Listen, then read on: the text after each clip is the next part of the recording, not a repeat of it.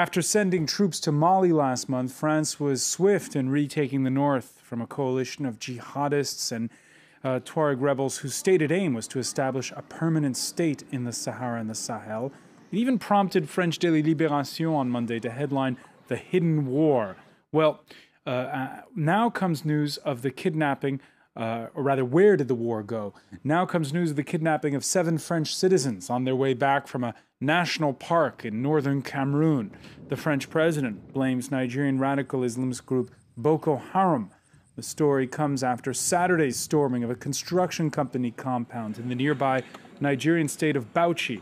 The kidnapping of 7 foreigners, a Briton, an Italian, a Greek, and 4 Lebanese. Abductions claimed by Boko Haram splinter group Ansaru. Are we witnessing the jihadist answer to France's Mali intervention? Or is it a case of business as usual for radical groups who dabble in hostage ransoms, contraband smuggling of all sorts? Who are the hostage takers? They seem homegrown, but are they getting outside help? And does this mean yet more of sub-Saharan Africa is effectively going to become no-go zone for foreigners? Today in the France 24 debate, we're looking at how France is facing a new hostage situation in Africa. With us to talk about it, Cameroonian journalist Louis Kemayou, news director at Télé Sud. Thank you for being with us.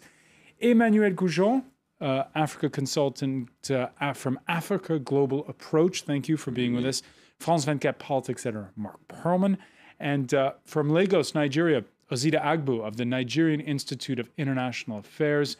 The France 24 debate, where you can join the conversation on Facebook and Twitter, our hashtag F24debate. Let's first of all look at the area where the kidnapping took place. It was in a national park in the north of the country. I said it in the introduction, Louis Kemayou, this area, the Danga, it's a place where people like to go for the weekend, to the national park.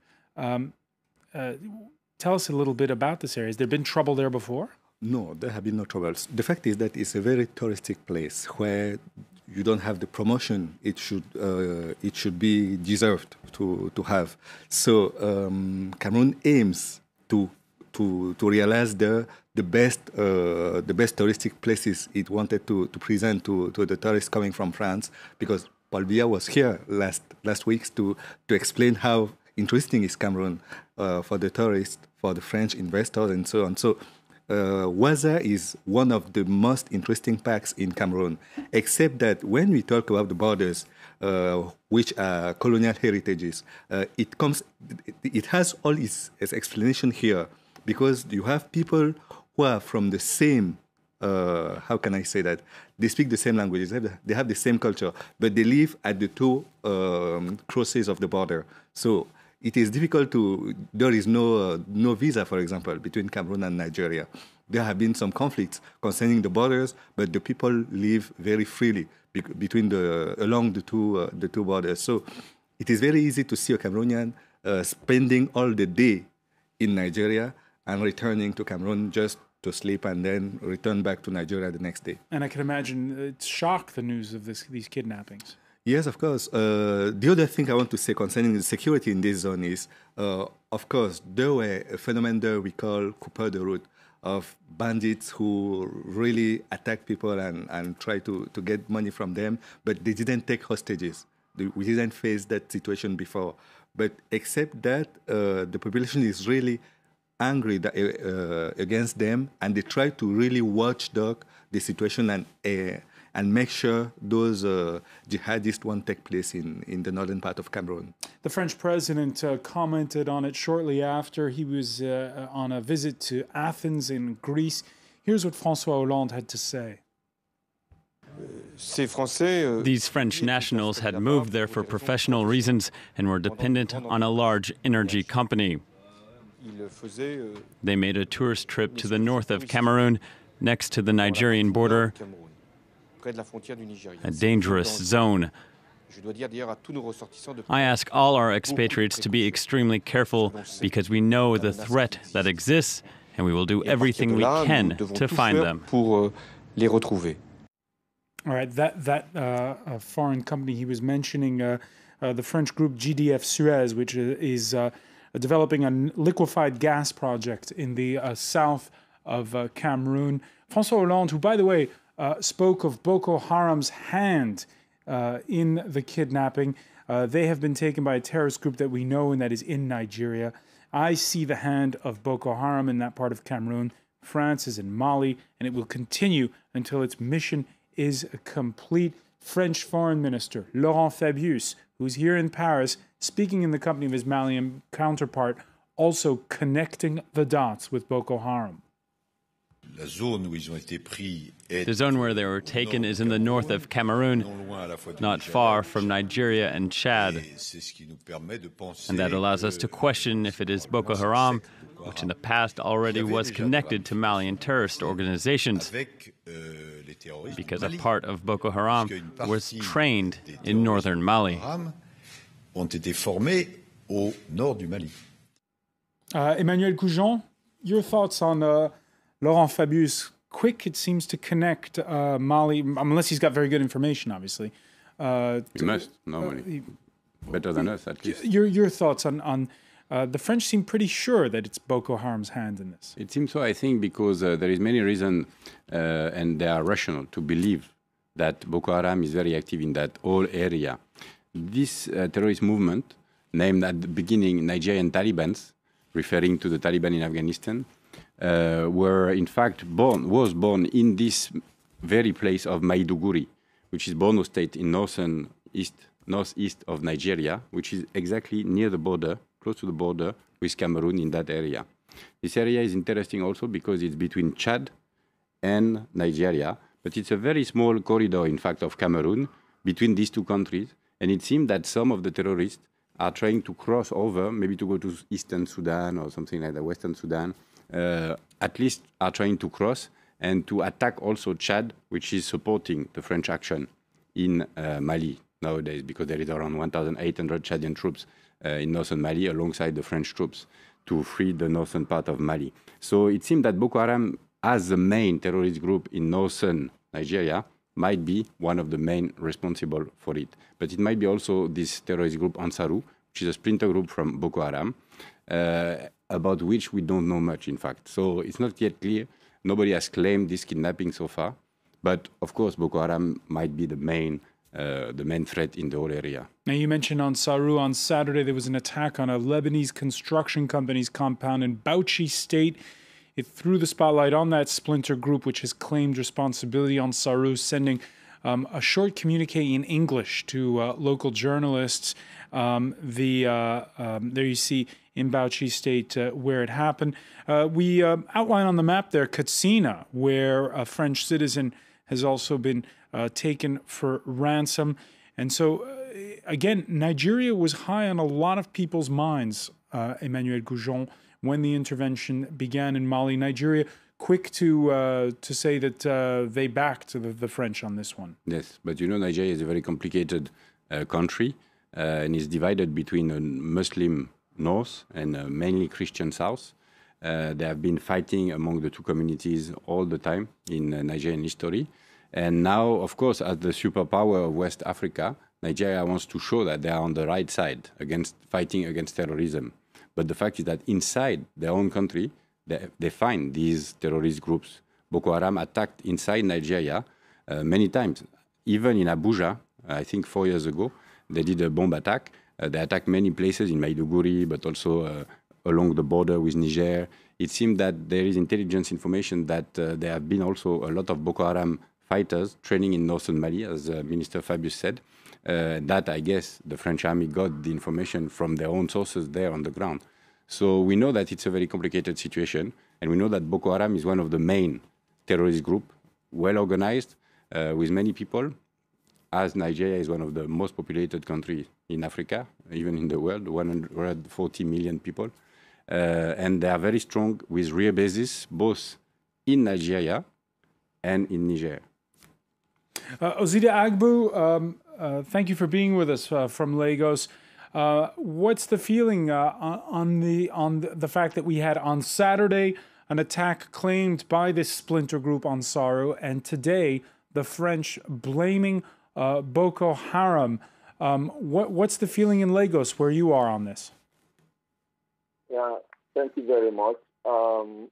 The situation is really interesting right now because it is difficult for one to say that what we have is an escalation of the activities of the terrorists or the activities of Boko Haram, as the case may be. But on the other hand, what is a bit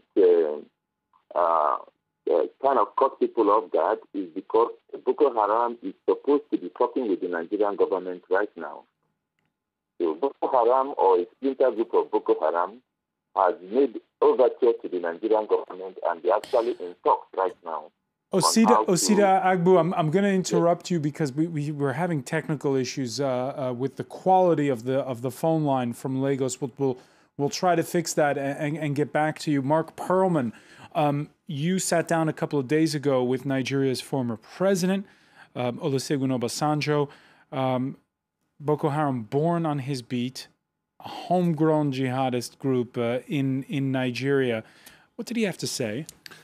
He said the same thing as the French are saying now, that there was a lot of training happening in Mali, and that therefore it was a regional phenomenon, and that Nigeria has been saying it for a while with little echo in the Western world, but clearly now with the war in Mali, this is having an echo. And I also went a few months ago to Niger, and I talked to the president of Niger and some very senior officials in the security area and so on. And they were also very worried that there were Boko Haram cells in Niger. So clearly, this is not only a Nigerian phenomenon, and this is what the former president of Nigeria was saying, but it is a regional phenomenon. And so the big question is, for François Hollande tonight, is the war in Mali wreaking havoc in the region? This is really what's happening for the French, but also who could have imagined that Cameroon would be involved if there is a link between the hostage taking tonight and the fact that the French troops went into Mali.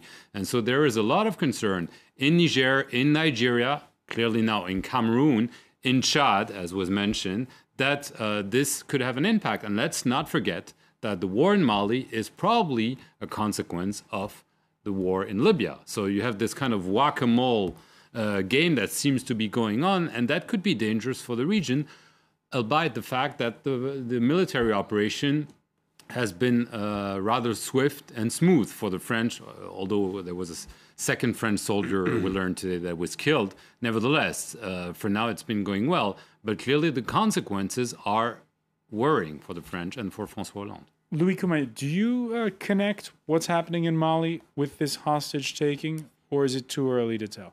No, I consider it's the same phenomenon, because when you have rebels who have a free zone like they have it in the northern part of Mali, everyone can jump to join that zone, coming from Cameroon, coming from Sudan, and so on. You know, the only border that could, how can I say that, disturb them is the Chadian border. But if they pass through Cameroon to join Nigeria and then join northern part of Mali, there is no problem. They can connect with the jihadists there in Nigeria. And you're saying in that northern thin strip of Cameroon, security is pretty light. Yes, of course, because they don't have lots of troops there. There was no interest to pack lots of troops there in way to protect the frontier. We had a litige with Nigeria concerning the border, but it was at the southern part of the country. Down near the Gulf of Guinea. Osita Agbu, the question is for Nigeria now. First of all, how do you handle what Mark Perlman was describing as this game of whack-a-mole? What's been the official response to for instance, the kidnapping that took place on Saturday? What are they going to do about it, the Nigerian government? Very difficult. Like I said, it obviously appears to be an escalation. Even as the Nigerian government is trying very much to curtail, the violence and the kidnappings associated with Boko Haram. But at the same time, it's very important that we do not close the options. The options are open. Boko Haram is under pressure in the northern part of Nigeria because the Nigerian government has been effectively engaging with them. both in terms of dialogue and in terms of military activity. So they are under pressure. It is possible that splinter groups of Boko Haram have moved across the border to the nearby countries. That's one. Secondly, why I say that the option should be open is because you also have a lot of criminality going on. So certain groups, fundamentalist groups who claim to be Boko Haram, could also be involved in criminal activities of kidnapping or ransom. So we have to be very careful to know exactly what we are dealing with here, because, like I said, Boko Haram is presently discussing with the Nigerian government. That's an important point. Emmanuel Goujon, groups that will no doubt put out a communiqué touting their cause. We'll get that communiqué at some point.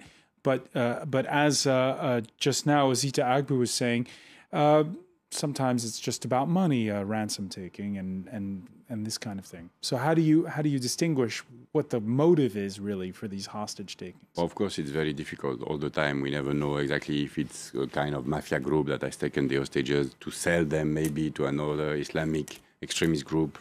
This kind of bargaining trend has been going on for a long time in Eastern Africa, especially in Somalia. We know it, with act of piracy also in the Gulf of Guinea, where some boats have been taken by some pirates and sold to other people in order to make money, some rebel groups sometimes even. What is clear in that precise example of today is that it comes after the French intervention in Mali, that's for sure. If the French intervention of Mali is a consequence of the situation in the whole area, or this situation of hostages is a consequence of the French intervention, I wouldn't say is the second option. I would say first, France intervened because, in fact, there is a worsening of the security situation in the whole Sahelian region for a long time. As Mark was saying. Clearly, this is the first hostage taking since the French intervention on January 11th in Mali. So this is clearly something that's on François Hollande's plate. Now, this is clearly, people will see it as a consequence. People might discuss maybe their criminal motives and so on, but nevertheless, that's it. And probably if there is a statement saying this is because of the French intervention in Mali, you'll have to answer to that. Most probably they will say it. A fact to mull over, France has the most Western hostages in sub-Saharan Africa. I'll ask you why when we come back. You're watching the France 24 debate.